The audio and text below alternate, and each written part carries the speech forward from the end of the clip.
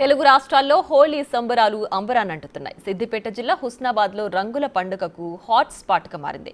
మహిళలు, పిల్లలు అని తేడా లేకుండా డాన్స్ చేస్తూ ఎంజాయ్ చేస్తున్నారు. ఈ సందర్భంగా ప్రహ్లాదుడిని గుర్తు చేసుకున్న పెద్దలు, మహిళలు కలిసికట్టుగా ఉండాలని నిర్ణయించుకున్నారు.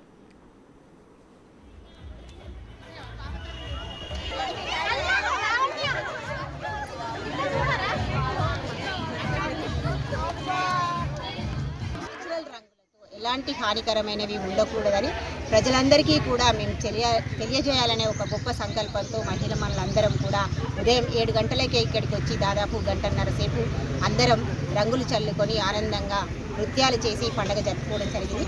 ముఖ్యంగా ఈ హోలీ పండుగకి ఇంకొక ప్రత్యేకత ఉంది.